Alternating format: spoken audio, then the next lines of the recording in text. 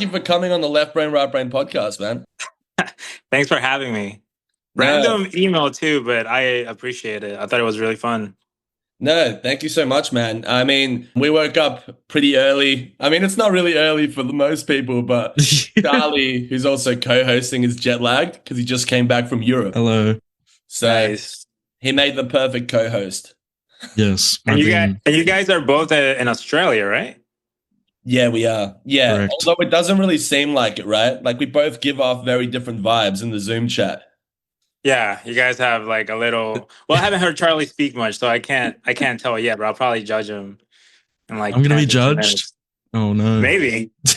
Charlie doesn't like Depends on being what vibe you judged. do. That's his one weakness. No, I'm hitting the red right now. I don't know why. And then Yeah, you are me, really red. behind me is heaven. Yeah. That's awesome. Well, Israel, to start off with, I was checking out your piece. I think you called it New York is Killing Me. Oh yeah, there's like a photo series I did. Yeah. Yeah. Do you feel like that piece captures the claustrophobic energy of living in NYC in 2025? That's actually that series is more of because I have social anxiety, so it's Right. like how I've usually felt like if I go to like a party in New York and things like that, because usually I'm more of the person that's like a fly on the wall and it's just sitting there and it's like just looking around at people, not necessarily judging them, but more or less just trying to find ways of like, okay, how do I speak up or whatever to, meet people and make friends and stuff. But yeah, I guess it is a commentary on that part that you were mentioning, because I guess I don't know if you saw the entire set, which is like at the very end of the image, there's like some gore attached to it. I don't know if you saw that. I'm not sure if I got up to that bit. Yeah, so that is part of like, because I had this idea that was like every time I would go to like a college party, like in my mid-20s and stuff in New York, I would always wonder, everybody's so into their world and drinking and, talking to the person they like, that something could be happening in the next room and nobody would even notice or care. Um, so it is a very dramatic take on that, I guess. It's a long way to answer your question. That's cool though. That seems to be coming as well from, there's a lot of horror movies I've seen where, lots of like crazy shit and massacres happen at parties. It's like the perfect setting. Yeah, no, it's like a lot of movies a couple of movies that I've seen have done that. I don't know if you guys ever seen Climax. Like Yeah. Climax is like a party or like a dance party or something like that, and crazy shit happens there too. The Climax is it's by what's the Argentinian director? Gaspar. Yeah, it's by Gaspar, no? Yeah. So Yeah. because I'm also Argentinian, so I'm big on all those Oh, nice. all those You're artists. Argentinian? Yeah, but I live here. You sound Australian. Yeah, I've been here for 25 years now. Nice. Have you always lived in NYC? I'm from Ecuador, so I'm also South American. Oh, cool, man. And then I moved to the U.S. when I was 12, which was Houston, Texas. Adapted into the American life, and then moved to NYC when I was 19. I'm 32 now. Right, yeah. Yeah, I'm 29, so we're both kind of similar in that regard. The cusp of the 30s. That's awesome. Yeah, 30s is crazy. Well, you're not there yet. When you get Charlie's also a youngin'. Charlie's like I'm only 23. 23. Yeah. Charlie, Charlie. Well, you got a couple of years, Charlie. You're fine. Yeah, That's true. That's true. Are you able to sort of connect with your roots back home through your work in any way? Do you think about it a lot? I've actually never done that.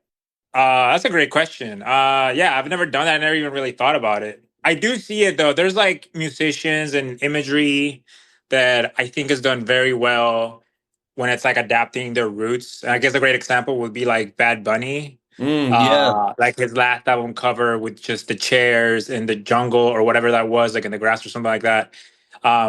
Which is like a very simple, minimal cover. But like if you're a Latino, and I don't know if this is for every family in the world, but like I know if you're Latino, you recognize those chairs and that kind of environment. So I thought that was very smart how they did that creatively. Which is I guess a good approach. It could be a great take for me to tackle that at some point in the future, maybe. Yeah, it's easy to, I guess, as a South American, get wrapped up in your environment and sort of you become a part of your environment. And it's always going to be maybe an outsider's take. That's what I feel Yeah. when I'm creating here. Like I'm with all these surf rockers and indie rockers, and I'm just not really, I don't really fit into any of those worlds. And there is no Latin American representation here, barely. You know what I mean? So There's You're it. nothing. there's nothing. I don't think there's any. I couldn't tell you any artists that I follow that are actually from not even just Argentina, just in general. You know, like we don't even Yeah. get a chance to really flex our language here. People at work always get surprised that I still have the porteño accent. You know, when I speak Spanish. Wait, what's the porteño accent? I'm not going to speak Spanish because Charlie's not here. But if Charlie wasn't here, dude, we would flip the script right now. Charlie's like, Charlie, you're all our not Latino listeners, too, all right? our listeners would be so confused for the next 40 minutes. No, you guys go ahead. I'll just sit there and nod my You'll just head. zone out. I'll Yeah. just be like, no, I agree. Like Charlie, are you Latino at all? No. It's the No. mustache that's giving a little bit, but it's not. There we go. No. Does that work? No, No, I'm he just just Ah, yeah. He's not. I'm half English, so Yeah, and maybe what's that's the where other the half? mix-up is Australian. Okay. I'm Yeah, you're fully very white, man. I'm so white. Okay. Look at me. 100%. The Bad Bunny comparison or the analogy was actually really cool as well because my brother introduced me to him only last week, specifically to that album. Yeah. And it's not even, it's like the way the album looks, but it's also like the dude's basically invented a new way of typing. Like the way that he Yeah. uses text in his song titles is just insane. It's like Yeah. Caps Lock has accidentally been left on, and it's wild. It's really cool. He titled it like in lingo, basically. Yeah. Like it's all just like Puerto Rican lingo, like the way you would pronounce the words, which I thought was interesting. Like there's a song in there called Close Friends. It's like towards the end of the track list. Yeah. And for the longest time I was reading that and I was like, what is that? What is close friends? Like, what does that mean? And then I went to look up the lyrics of the song like over time. And I realized that he is trying to say close friends. Yeah. But it's like a very lingo way of spelling it. And I was like, oh, I get it. Yeah. Like he's so underrated and actually really artful as well. When I first heard him Bad Bunny, I was like, okay, you know, whatever. But then I actually listened to his music. I'm like, damn, why am I not bumping this more? Yeah. This is great. He's good, yeah. I've just gotten into him too recently in like the past year. So I'm fairly new to him, I would say. You have a photo shoot that looks like The Invisible Man. Yeah. So are you inspired by a lot of horror or fantasy kind of movies and books? You know, that's funny because not necessarily inspired by horror, but I think mentally, probably based on how I was raised and grew up, it's just there with me. And that's probably why a lot of my stuff can have like dark themes or be considered dark. Mainly because when I was younger, I have an older brother. He's like probably 40 years old now. But sometimes he would take care of me or like watch over me. And I would be like 10 years old and he would put horror movies. Like he would put The Exorcist on or something, like horrific shit. And I would just be like, I didn't question it because I didn't know any better, but I would just have to sit there and watch it. So I guess I was brainwashed into like horrific imagery. But no, I guess over time, like it's not like I pursue horror movies, but it is a thing that I realize like, oh, there's like something happening or whatever. It's like horror movies pursue you. Probably. I mean, sometimes I do the imagery and it's not even crossing my mind that it's going to look dark. And then it just so happens to look it. But if you look at a lot of my stuff, it's not really, I wouldn't say it's like gory or anything like that. No. But someone brought it up to me one time when I was having like a speech or something. And somebody was telling me like, oh, it's like psychological. Like you don't show it, but it's kind of like hinted at potentially there being something in behind the camera or something like that. Yeah. Which I was like, oh, that's interesting. For sure. I was also exposed to a lot of stuff, not by an older brother, because I am the older brother, but I exposed myself to like A Clockwork Orange when I was 12 and, you know, Wizard of Gore. You set yourself up. Yeah, I have mates who were fucking 10 watching, you know, Cannibal Holocaust and all that shit. Horrible, That's crazy. horrible fucking movie. My mate studied it actually later on, but yeah, fucking all that stuff does affect you later on. You know? Yeah, no, I've never. So I haven't seen what was it called? Cannibal Holocaust. Hannibal Holocaust. I might have seen it, but like I probably switched channels because I had more of a agency with the remote at that point. But there was one thing that I saw on Netflix one time, and it stuck with me to this day. Still, it's like it was like back in 2013 or something like that. Netflix was like barely starting out towards the era of streaming, like on Xbox consoles and gaming consoles and stuff like that. And for some reason, they added this video that is called Faces of Death. I don't know if you guys have ever heard of that stuff. Faces of Death. It It's like an sounds familiar. anthology. It's like an anthology series of basically it has like mock-ups of like sketches of like people dying, but then and in between that it mixes real people, like actual footage of like gory stuff. And it was so traumatized. I was like, holy shit. I turned it off and I couldn't believe Netflix had that. And then they removed it like a week later. Really? Like that was it. Yeah. Yeah, that doesn't even sound. That sounds too much for Netflix. Like, because Netflix has true crime, but the mix, you know what I mean? People aren't Yeah. really ready for that.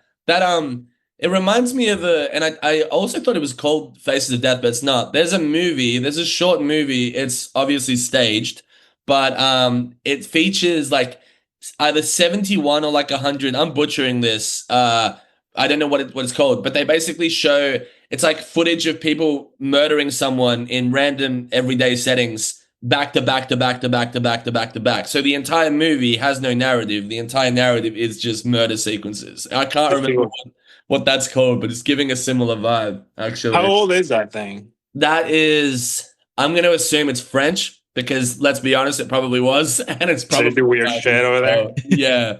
But obviously it's not a real. It's not. It can't be real because they would all be jailed. So it has to be. It has to be fiction. Oh That's a yeah. lot of I mean, people murders. record shit nowadays too. So I mean, Faces of Death was like it looks like it's from the 80s or 70s. So like Yeah. Wild West Hollywood, just bring out a camera and somebody will buy it, kind of thing. Yeah, which is arguably the scariest kind of era for movies. Yeah, no, you Just can find some crazy shit crazy from shit. that time period. Moving away from from death and going Trying to to get like you guys demonetized. Yeah. nah, we don't get monetized here. We're in Australia. Yeah, we don't get so But much. I honestly I love that you worked with Tyga. I'm a big fan of his work, and I Yeah, saw that you guys built an entire set for that album cover. yeah, that was fun. That was a fun shoot. Yeah. Are you somebody who Um, like prefers to create the environment around, or somebody who enjoys kind of naturalism in that regard? Tyga? No, you like, for example, building a set. Is it more enjoyable than, say, finding a really cool location and just like honoring it as it is without enhancing it? Oh yeah, yeah, definitely. For me, I always push for building sets. The only catch is that building sets is expensive, especially if it's just for a photo, Yeah. which is like the catch for a lot of labels is like, it's a lot of money or whatever. So sometimes they try to include in there like, oh, we should do a video or something in there. But I mean, I started out mainly just shooting on location and just finding a cool spot and lighting it properly or whatever, and then taking advantage of that. But for this specific thing, the architecture was very brutalist. Like we were just going for like brutalist architecture. And we were shooting it in LA. And as far as I know, we couldn't find a spot like that in LA for whatever reason. We were just like pulling references, and I was like, okay, let's do this room, a room like this. It was like a little tricky trying to figure out like the budget of how do you build this room so it doesn't just feel like square of concrete. Like how do you make it more dynamic? But that was fun. But yeah, no, he loved it. Everybody loved it. It was great.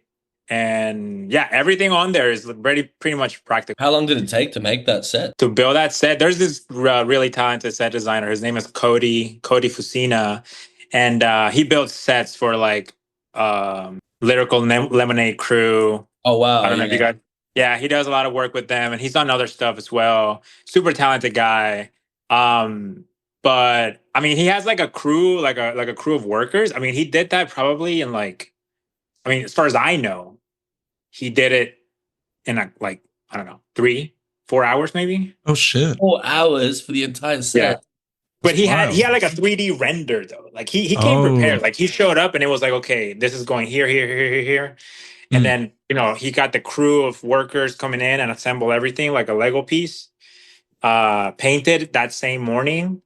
Wow. Yeah. And then just like add decorations here and there.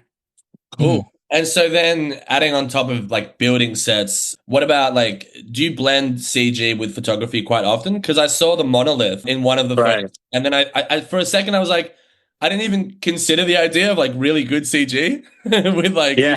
this kind of photography. And then I saw the monolith appear again and again, and I was like, okay, no, this can't be a real monolith. And then when it was floating, I was like, okay, it's CG. But it Yeah. worked so well. When did you start sort of embracing CG with your photography?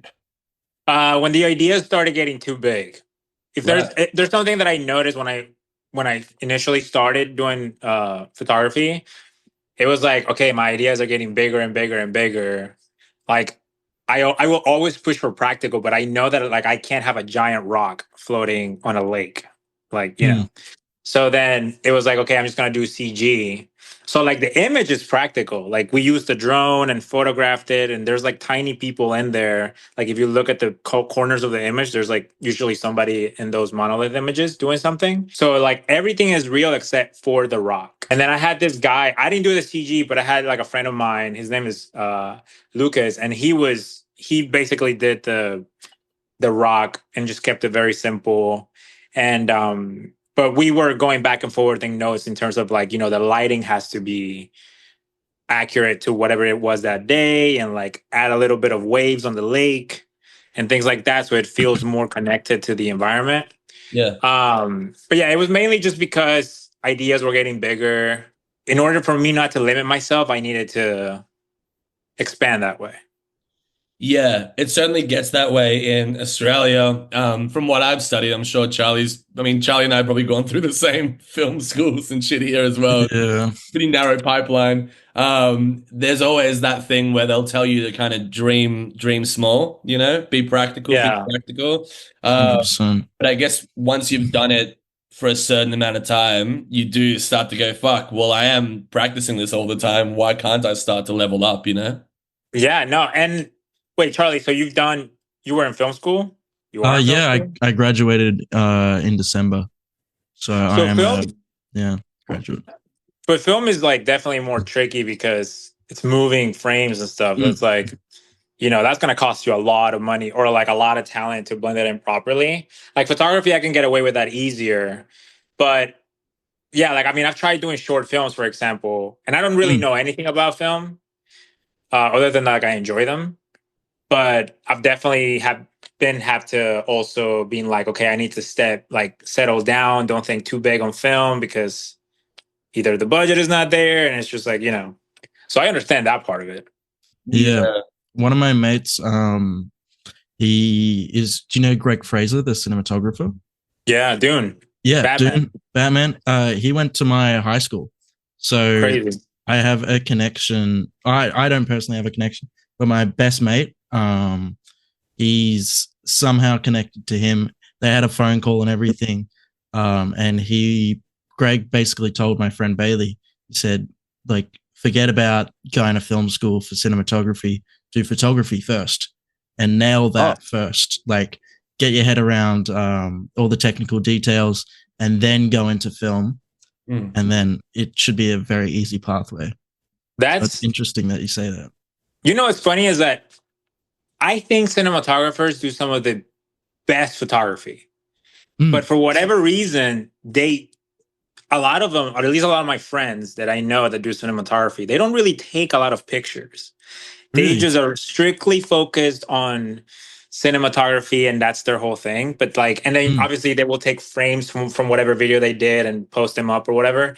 But like, yeah, I'm like, dude, if you were to just get a camera, like a photo camera, and take some mm. pictures, you would do some amazing photography. Like they could be doing album covers, but and I don't know. I don't know if I mean perhaps they're busy all the time. Maybe they're busy, or maybe it's just that they frame themselves to be able to function on that in that level. They frame Mm. their minds to that kind of like narrow, I am this, and the idea of, I guess, like not specializing in something is just like scary in a way.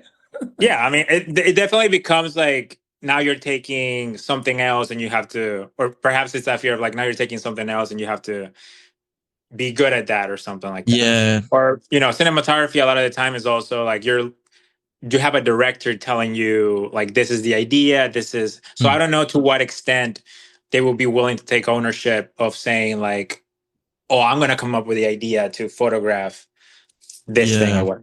But I don't know. I'm personally not a cinematographer, but I do appreciate him. Like Greg is like amazing. He's like, he's I love the fantastic. Batman. I think the Batman is personally one of the better superhero films Oh, and beautiful easily, films. Yeah. But like, easily. I saw you. I didn't read it properly because I wanted to talk about it on here. You saw Superman. What did you think? I saw Superman. Yeah. Have you guys seen Superman? I saw it opening I've night seen it. here. I want to see it though. Fantastic. I thought it was great. I It's good. Pretty personally good. really loved it. Yeah. Oh, how did you feel with the cinematography for that? Because I was I thought always it was off fun. put.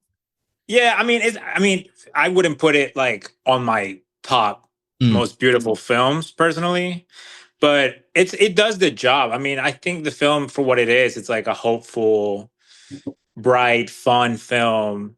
Um, so I mainly went to it knowing that it was probably gonna be that. I like James Gunn. I think he does like great content, videos. I mean, sorry, shows and movies and stuff. But yeah, I mean, I was mainly just like, okay, it would be a nice change of pace to like get away from the craziness of the world and see Yeah, like a little bit of hopeful, fun Yeah. vibes. And you get that with that film for sure. absolutely. I Yeah. haven't seen it yet, but it has like I'm not usually interested anymore in superhero movies, but it's the only Yeah. one that for some reason I'm like, you know what? This actually looks like a good time. It is, yeah. The And you know what's funny is like Snyderverse was I could care less about Superman. I've never liked Superman. I've always like I Really? could care less for Superman. And that movie I was like, wow, I like Superman now. Yeah, that's sick. That's awesome. just on Yeah. the subject of beautiful movies. Yeah. Yesterday I took myself out on a one-on-one date, you know. Been Um, going on a lot of dates and it's been very burning me out. But I went out to see the Wes Anderson movie that wasn't getting a lot of good reviews. oh, the one on the train? The Phoenician Scheme. Yeah. It's Yeah. actually fucking amazing. And it's a Yeah. beautiful movie. Like it's so underrated. Like holy shit, you should definitely check that out. I wanted to check it out. I think here's my only catch with Wes Anderson. Here's my hot take. Here we on Wes go. Anderson. Here we go. It's We're like locking in. I feel like Wes Anderson just does the same film over and over again. I've also thought that for many, many years, and I had an example of like who it was like. I mean, I don't know. I mean, you have like people like Kubrick who every time they're shooting a movie, it's a different movie. You know what I mean? And it looks Right. different and the lenses are different and it Right. adapts. And then there's directors who kind of just shoot in the same way. His early stuff wasn't like that. Like Bottle Rocket was like an indie movie, Right. you know? But once he got his budget, every movie has kind of been very similar. And that's why I didn't want to go see them because I was like, I didn't like the Grand Budapest, which everyone loved. I was like, I didn't like that. I didn't like all the other ones. And then suddenly I said, fuck it. I'm gonna go watch it because I want to see a movie shot in that format in the cinema. And it's Yeah. fucking cool, man. Like, I'm not saying it's the best movie ever made, but he's doing stuff, even though it looks like a Wes Anderson movie, when it doesn't, it really shocks you. You know, when it breaks that format, you're like, fuck, this is really cool. Even though the characters But never break the format though. yeah, I mean, it looks really good. I've seen the trailers, I've seen the clips, and I'm like, oh, that looks fun. Like if I know what I'm gonna get with Wes Anderson, which is like, well, I don't know. I haven't seen this one, but I would assume it would be like quirky, fun, funny, Yeah, and then like quirky, some drama here and there. a little bit of I want drama. to see Wes Anderson do a horror movie There's more. in Yeah, that that That'd be would be style. fucking sick. sick, That actually. would be cool. In that Because style though, and like his symmetrical thing. you know what I feel like is the equivalent, and I don't like this movie. I like how it looks, but I would argue that The Lighthouse is a horror version of a Wes Anderson movie. Oh, Wes Anderson, that's a good. That's I feel actually like yeah, you can make the argument for that, maybe. yeah. I would say yeah, it could be it. There's definitely certain scenes where it's like the camera just moves. That's actually a perfect damn, and that's one of my favorite movies. So maybe I Oh do man, like Wes Anderson more than I thought. yeah, maybe. That's awesome. So, as going into like symmetry and all that, I've been researching that you've been doing like neoclassical and mannerism pieces for a series you have called Long Live the King. Yeah, it's like it's a photo series that when I get inspiration from work, I never I never or I really avoid looking at other photography. Like I hate looking at other photography. So I will look for inspiration either like in music or movies, comic books, video games, anything else except photography. So yeah, this was, I've always been inspired. I've always enjoyed like paintings, like Renaissance paintings, Mannerism, neoclassical paintings. And I'm like, wow, this looks so beautiful. Yeah. And going back to Kubrick is one of like my biggest inspirations. And he did painting style imagery with Yeah. Barry Lyndon. And I was like, when I first saw that, I haven't seen Barry Lyndon, but I've seen clips of it. And I was like, wow, that looks just like a painting. So it's possible. It's just a matter of lighting, basically. Yeah. Uh, so yeah, so that's that whole series. I mean, I'm still working on it and editing it, but that whole series is very much like trying to mimic paintings as much as possible, given my resources and how much I have to offer it. But that's basically the gist of that. Yeah, it's also interesting that you brought up Kubrick. I watched you might enjoy this anecdote. I watched one of my favorite movies, Doctor Strangelove, for the fourth time the other week. But I watched it with my dad, who speaks more Spanish than he does English. And so he begged me to put it on Spanish dub, right? I watched Doctor Strangelove in Spanish and I did not enjoy the movie. And he explained to me that so much of the beauty of that movie comes from the way that words kind of form and the delivery, in the acting Yeah. and all that. And so once you replace it with like an overdub, it loses its context, basically. Yeah. And Spanish dubs can definitely have the overdub, like overdone in movies or shows too. Yeah. I haven't personally seen Doctor Strangelove, Oh, and wow. I should, because I know like a lot of Kubrick stuff is like classics. But I know what it's about. It's like basically trying to stop like a nuke bomb or something, right? Like they're Yeah, like that's interesting. debating in a war room if they want to nuke something or like Yeah, yeah. um. But I had that same impact with Dragon Ball Z. Like Mhm. going from Spanish to English in Dragon Ball Z, I was Yeah. like, Dragon Ball Z in Spanish is like, in my opinion, the best version of it. But I've I'm never biased. watched it in Spanish, man. But like, then I went when I came to America, and I was like, oh, I'm gonna watch Dragon Ball because like I watched it growing up, and I'm sure they have it here. And it was just like these high pitched voices Mm. everywhere for the most part, like Yeah. Frieza and Goku and stuff. And I was like, wow, I cannot get into it. And then I Is was it just like, more I of a never low watched it. register in Spanish? They have more of like adult voices. Like Goku in Spanish has like your voice or like my voice or Dan's voice. It sounds more like a Like an man. adult. Yeah, right. Yeah. But then Goku in English sounds like a kid a little bit. Yeah, Sounds like a yeah. teenager. And then Frieza sounds like really, really high pitched. A lot of shonen or just anime have that in English. It's weird. Like I tried to watch One Piece and I couldn't watch it because the voice was just too annoying for Too annoying? Luffy. Yeah. I don't know why they do it like that. I don't know if it's like maybe because it's like, oh, it's a kid's show, so therefore yell and try to be annoying or something. Yeah, it's I weird. know in one of the versions, Goku is voiced by a lady. And I don't know, and it can't be. Look, if it's the English one, I would be shocked. But I have not seen the English. I have not seen Dragon Ball Z in a long, long time because I tried to get back into it, but then they did Yeah. the whole Dragon Ball Super thing, and then I was like, well, I can just choose to watch like a remake or watch the old ones. And I got too confused and I turned it off basically. So Yeah, no, they have so many iterations now. Dude, when I watched Dragon Ball in Ecuador, I'm from Ecuador. So like in Ecuador, they would basically, I don't know if they still do it now, I don't think so, but they would just like play out Dragon Ball all the way from like when Goku first arrived and landed or whatever as a baby, yeah, all the way to Dragon Ball GT, which is yeah, supposed same, to be like, same, yeah. which is what's supposed to be the ending or whatever. And I was like, wow, I finished it. Like I finished the whole thing. That's crazy. And then like I came to America and it was like so much other shit. And I was like, Yeah. I can't keep up with this. Dragon Ball GT was mind blowing when they made him. I know we should talk about other shit, but when they made Goku a kid, when he went back to becoming a kid, it's like the dude went through puberty, and then they're like, "Nah, fuck you, do it again." Oh yeah, I don't even know why he went back to being a kid. Like I don't even remember. It, I it was think just there for me.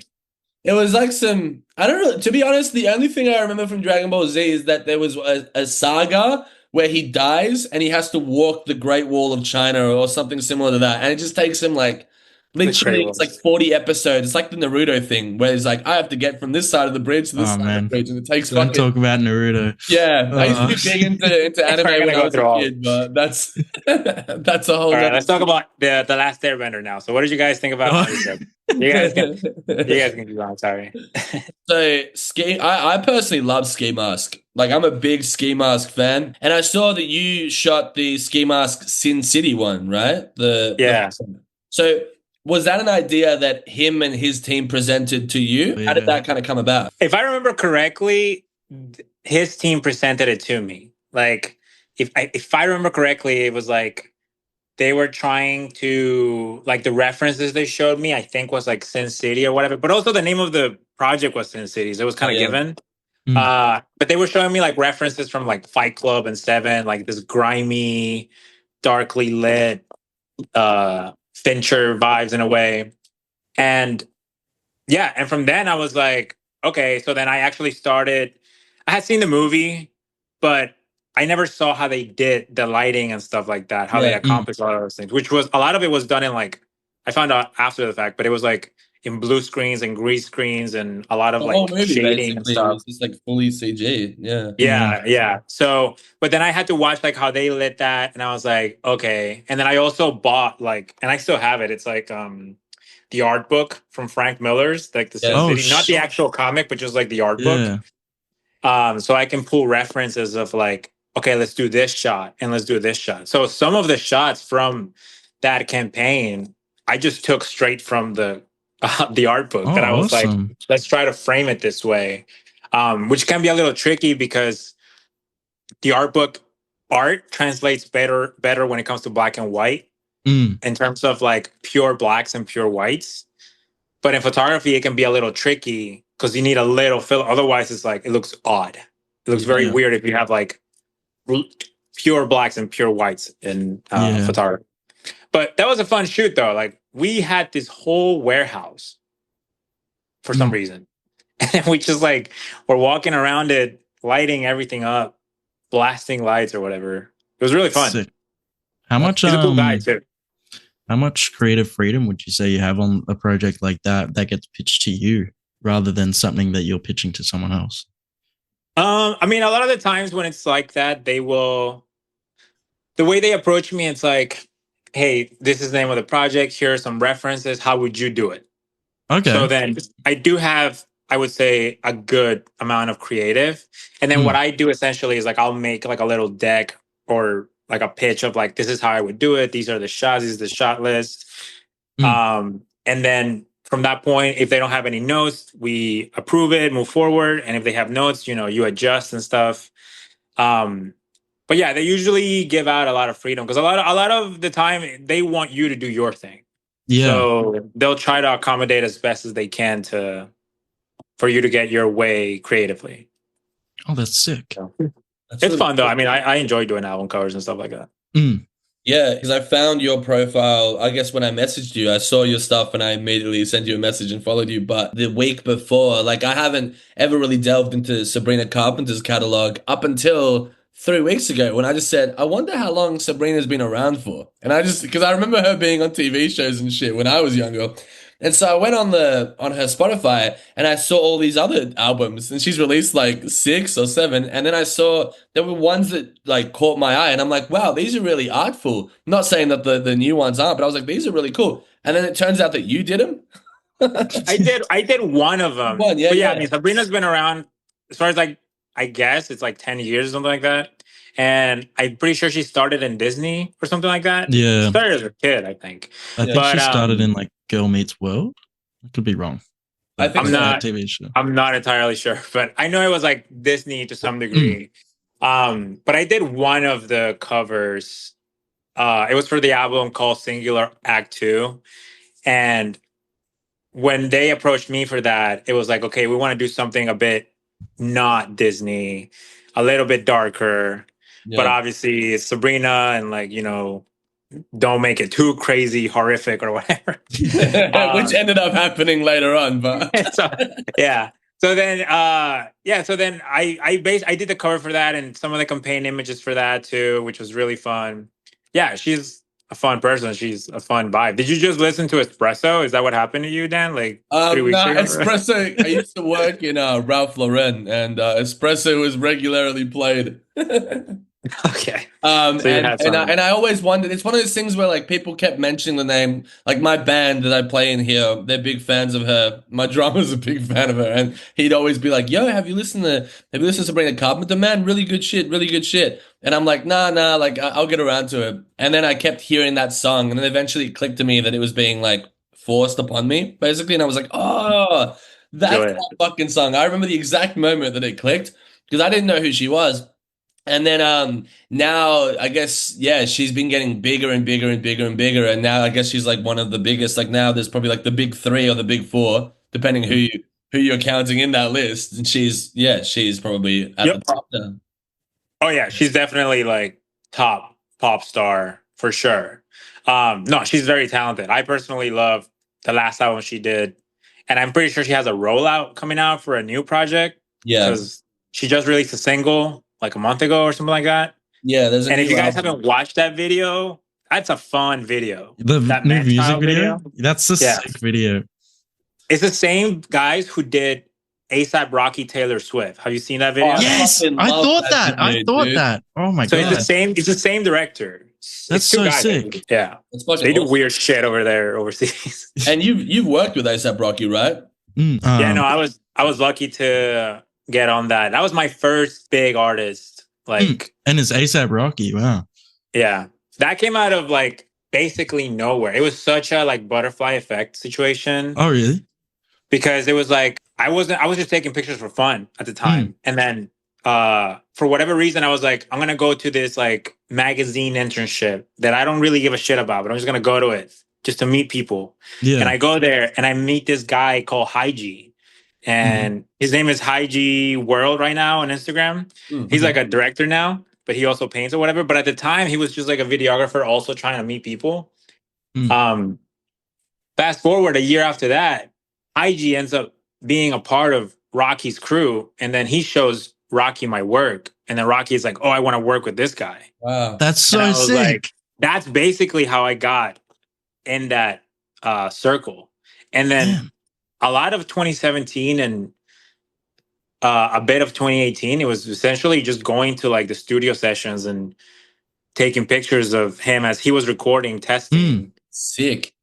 And then the whole dummy stuff with the car crashing and stuff like that. Yeah. Like that was supposed to my understanding, that was like the main creative for the cover. Like one of those images to some degree would have been the cover. But I think at some point the creative changed. I wasn't a part of the creative, like the main creative for that. I was a part of just like the dummy creative or whatever. But okay, the creative changed at some point, which is like what the cover became, which is more like the youth and like, you know, kids around looking down and stuff like that. I didn't take those pictures, but they still somewhat use some of the images that I photographed that's like, you know, for billboards and promos and stuff like that, which was really fun. But I just saw him like in October because he also did a Puma thing. Like he was doing stuff with Puma. The motorbike campaign. Yeah, he was there for that too. He styled, I believe, a lot of the models, and all those designs are like the collaboration and stuff like that. He was on set. He was like making selects too and picking stuff out, which is really cool. I love the fits in that. I love the I don't know if it's in a shank or whatever, but the dude's wearing like the jumpsuit and he's got that hat on. I've never seen a hat like that. It's so sick. Yeah. I wanted to buy some, but it's so expensive here. Like the conversion rate's so like bad. to get it shipped all the way over there. Oh yeah, shipping's at least $100. Holy shit. Yeah, no, yeah, good luck. But there's like no, his whole fashion thing that he has going on, I think is super sick. Like the whole urban fashion, I think it looks really, really, really cool. In my opinion, it's like a reinvention of what urban streetwear is. 100%. He's I would say he's like one of the pioneers of like fashion, at least in the rap industry. Like, you've also got like A$AP Nas. I don't want to speak his name on the potty, but you know, the old K West. His name doesn't really get thrown around on the potty. No, you're right. Yeah, I mean, hopefully something happens. I know I'm sure everybody's asking for the new project, and like, you know, hopefully there's an album cover there happening or more images. So we'll see. Cool. That's really, really cool. So sick. even the fact that you were able to like go to this thing and meet somebody who then ended up introducing you, into that world. Like, I Yeah. really wish we had that in Australia because the closest thing I've had to that is meeting Charlie. And look where you are now. And here we Here's, are like, now. you Yeah, guys. exactly. I'm the biggest dog in Melbourne. That's what they say. I will say that, like, for the lack of opportunities that Australia does present for young creatives, and I think I can, because I do a bunch of different stuff. I do art, I do a bit of photography and the podcast and the band and all that. For the lack of opportunities, I guess, like, podcasting is really underrated, Because there's not a lot of people focusing on, like, diverse there is not a lot of podcasts. podcasts. I mean, there's There's a lot of podcasts, but there's not a lot of animated podcasts. Yeah, true. Yeah. That's why I said yes. That's why I was like, yeah. You wanted to see yourself as soon as animated. I got that, as soon as I got the email, dude, you sent me that link, and I was like, oh, what is this? And I probably would have not paid it any mind, but then it was like animated. I was like, oh, that looks fun. I'm down for it. Yeah, the animated thing here, and it's cool to actually discuss this in an episode, like the behind the scenes. But like the idea with this is eventually to get it to the point where it's like midnight gospel, where it's like full 30 minutes animations, widescreen format, I just need to get it, but that would be fucking awesome, Imagine like looking at a show and it's interviews Eric Andre style, but not as goofy and a bit informative and also fully animated, That would be fucking awesome. Yeah, that would be really fun. I even wanted to start a podcast at some point with my friend.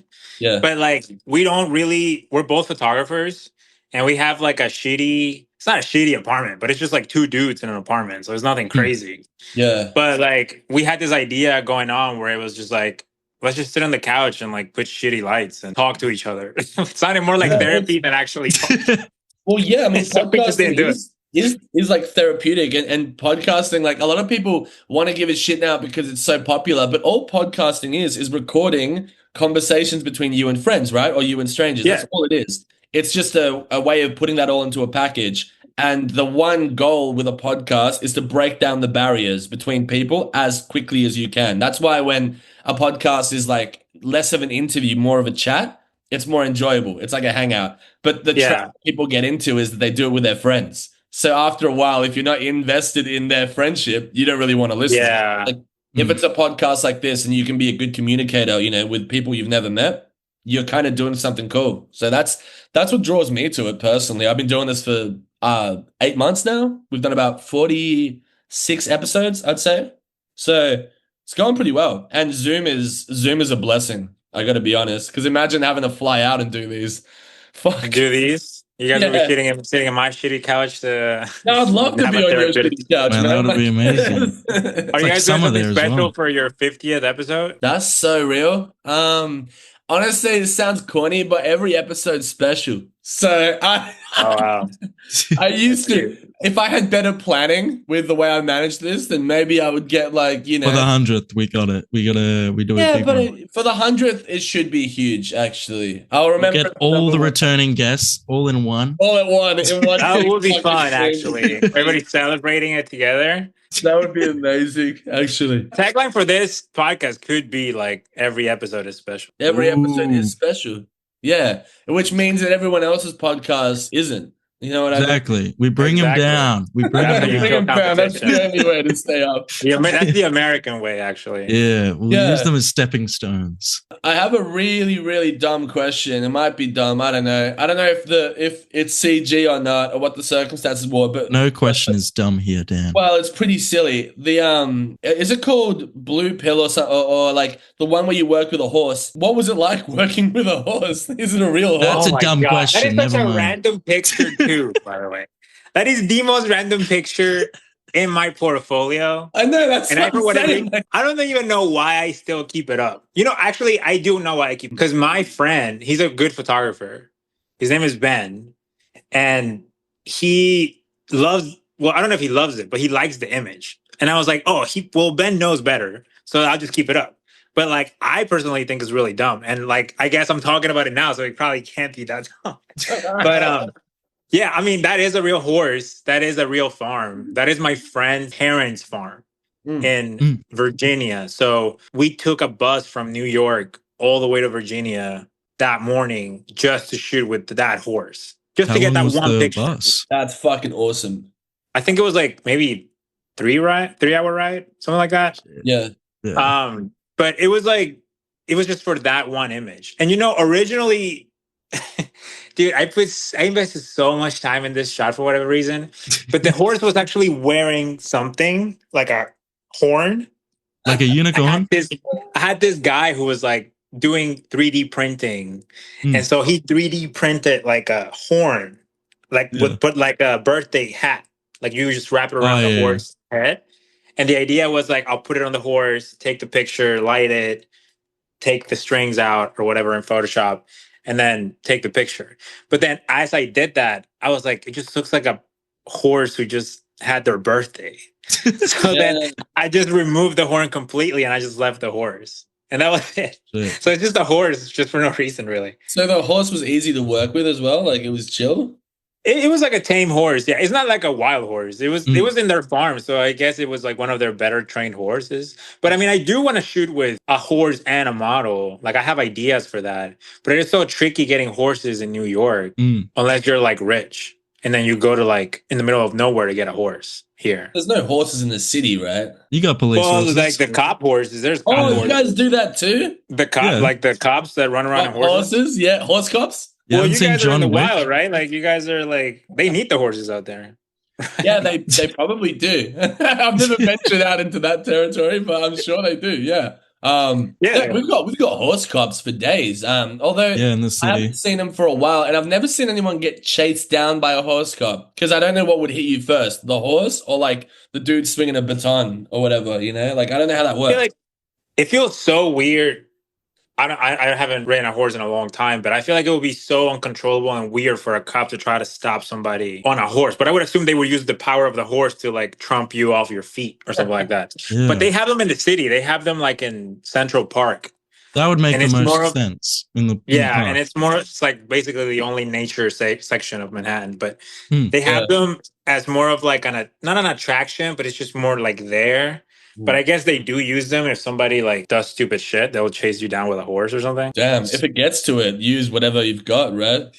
Cops definitely use whatever they have. Yeah, it's like they'll use whatever they have to get you down. Fucking hell! I need like a horse cam as well. You know, camera on the horse. No, we're gonna go dumb question to dumb question. I've got a silly question. Back to back. Here we go. Here we go. Well, when was the first time you kind of looked at your work and was like, oh shit, I've made it. I've kind of made it right now. You know, you felt that pressure that you're like, oh, people are like you've got people like Dan here who are looking at your art, who are inspired. Like, was there ever a sense for you were finished up with your photography, or maybe you were mid doing it and you're just like, oh, I've made it. I'm a big dog. You know what I mean? I honestly, I don't consider myself that at all. Like, I don't think I wouldn't look at myself right now and say like, I'm a big dog. I feel like I'm very, very, very far from that. I know that I've done big work, but I feel like I still have so much left in terms of like, before I get to a position where I'm like, I'm here. Yeah.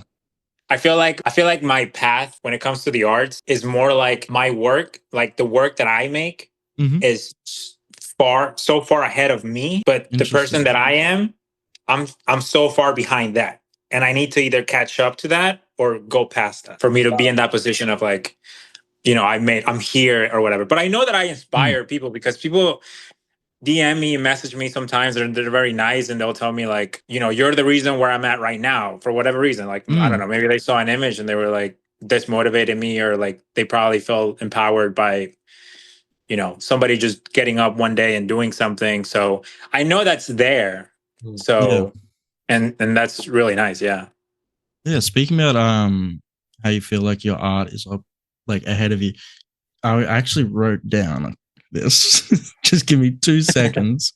I was gonna say, like, do you feel like your art represents you currently, or do you feel like internally it's this outreach that kind of just wants to get out there and explore? Because for me, like when I feel like I'm doing some sort of creative type of, I guess, job, sometimes I feel like it can come from a place that I didn't realize was there, if that makes any sense. Like it just Yeah. kind of comes out. Where there's some stuff where I'm like, oh no, this is me. But there's some stuff I'm like, oh, this is not me. Like as you said, like yet. Like what do you feel is more prevalent for you? I would say it's personal. Like there's like, for example, as an example, the Renaissance neoclassical series that I'm doing. Like, yeah, like it's about a king, right? And like it deals with like a period piece and stuff like that. And it takes inspiration from paintings and stuff.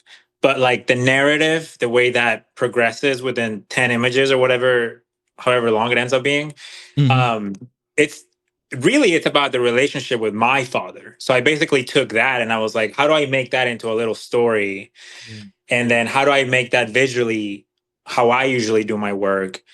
And then how do I make that something that I haven't done before? So that's how that sort of evolved into that. Because a lot of people usually approach me or look at me or look at my work and they would be like, especially like the most popular stuff that I've done is like neon lights. And they would just look at that and be like, oh, do neon lights. Like, we want you to do an album cover and use neon lights or whatever. And I'm usually pushing against that because I'm like, I don't want to just be known as the neon guy. Like, I like trying, just like Kubrick, like, I like trying horror and I like trying this kind of like sci-fi. And I like you don't like to be put in a box. Right. Yeah. Like I like trying painting looking visuals and, you know, I like trying all different things. So I feel like that's, yeah, I mean, that was like a very long answer to what you asked, but it's no, that was beautiful. That was beautiful. That's great, actually. The idea of I bring it up on the show a lot with a lot of musicians, especially, but it applies to you. Literary, you know, art, not in the sense of like an author like Kurt Vonnegut, you know, he's not really known as like a specific sci-fi author or a horror author. He just has elements of all that in it, you know. And I feel like literary as a genre, things that just kind of expand beyond just like the one being pigeonholed in a box kind of thing. I think that's probably, I mean, there's some artists that really enjoy that. There's a lot of musicians in the rock industry here who succeed because of that.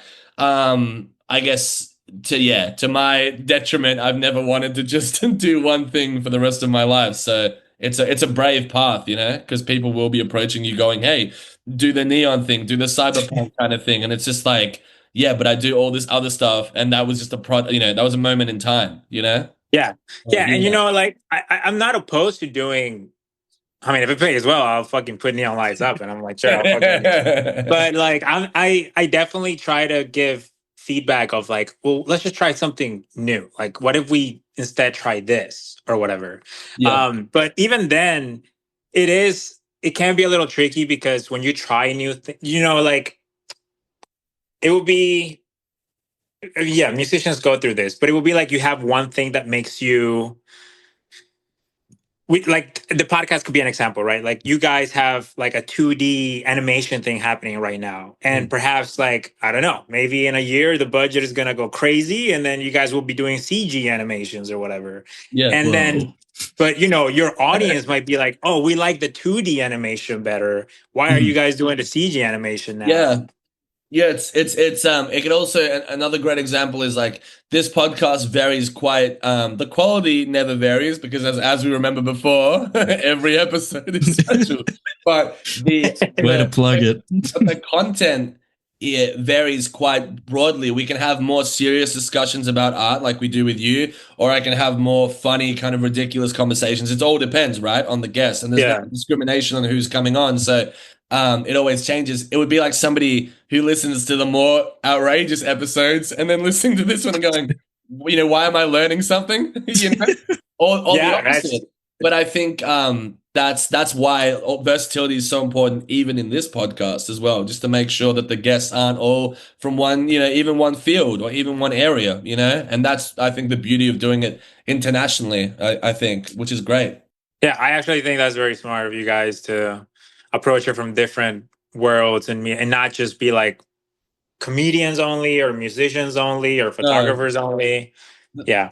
The best, it's a shame that the best podcasts that do that don't have the best hosts. I'm not going to name who they are, but if you think about the biggest ones in the world, the one I really love is the Adam Friedland show. I think he's on top of his game. He interviews everybody basically, and that's like Adult Swim, more of a TV show, really. Yeah. And I there's there's like a podcast, like some of them that I've listened to, and what's funny is that, for example, for like one I saw, it was like very influencer, internet drama vibes. Yeah. But then when they try to bring in like a musician, it's like very at odds. Like it feels very weird because that's not what they're known for. So I know what you're saying, and I get that. Yeah, I think you guys are on the right path. I think you guys are doing great. Yeah, and you too. Yeah, you too. To finish up, and thank you for spending the last hour with us, Israel. Yeah. I'm going to word this differently to how I usually word it. They've taught me in my retail jobs never to give people the yes or no option with questions because that's bad journalism. So I'm trying to think of how to phrase this. Okay, say somebody was into photography and they'd been doing it for many years and they feel like they're not going anywhere and they're burnt out and they want to quit. What could you sort of offer with, like, what kind of words could you offer to maybe inspire that person or keep them at it? Well, would you say they're burned out creatively or professionally? Yeah.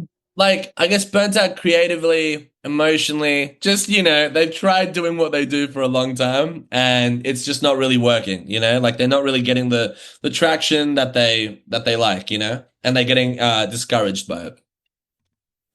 I would say if they're getting discouraged and they're getting burnt out creatively and they're not seeing the results that they want to see, whether that's like on social media or clients or whatever it is that they're trying to go for, look for inspiration in things where you wouldn't necessarily go for.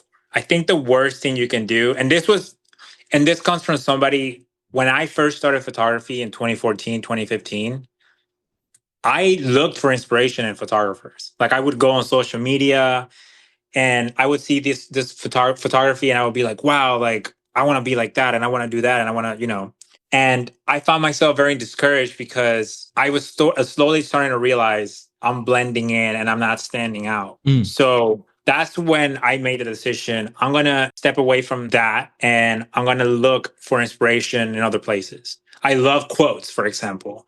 And I mean, yeah, people that follow me know that I post quotes like every day or so. But a quote for me, it's like sometimes can be inspiration because it would just paint out a picture or a scene, and I think is very beautiful.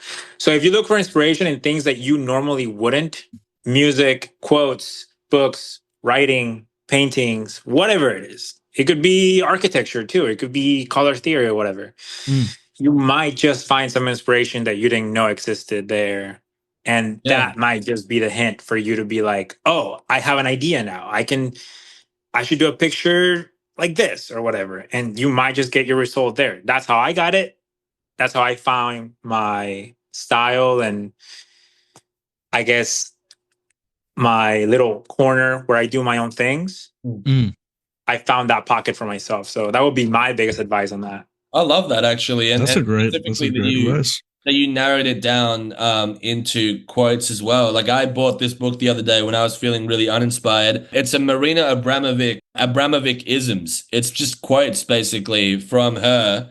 And man, like I even brought this into the cinema. Like my phone died. I couldn't fucking look at anything on my phone. I started reading this shit. People were like, why the fuck's he reading in the dim lighting of the cinema? But wait, so is that a book of quotes? It's a book of quotes from Marina Abramovic. Take a quote out of that. Just read one quote out of there. I want to hear a quote. Yeah, all right. I'll read it. I'm the quote guy. I love He's the quote guy, man. You got to do what he says. There's some really, really good ones. But I really want to read out like an actual. Just pick a random one, Dan. A random one? Just go. Yeah, it's random. It doesn't have to be good. Every day, everyone is special. Israel just said that. Come on, it's our new tagline. Okay, so I'll give you one. I can never do this in my own private life, but if I stage the situation in front of an audience and the stage situation is dangerous, I can take energy from the audience and use it to give me strength to go through that experience. So I become like your mirror. If I can do this in my life, you can do it in yours, and through that, I liberate myself from fear. Mic drop. There you go, Marina. That Brown. one That's a great sucked. quote. Choose another based one. on She's the based on best, this. bro. She's actually the best. That's a great quote, and based just on that last comment and question you asked me, that's a great quote to end. Yeah. So that was really insightful. And yeah, it's morning here, so we actually get to go through our day inspired, thanks to you. Yeah. Here we go. Special every day is special. Every guest is special. Every episode. Wow. Is special. It's such a hopeful podcast. Yeah, very hopeful. Thank you, Israel, for installing Thank you. hope in us Australians. Thank you guys for the invite. This was so fun, and I'm so excited. I'm very excited for coming back for the 100th episode. You will be counting down. You will get your front Hell row. yeah. I'm looking forward to that email, guys. Awesome. You get it. Thank you, Israel.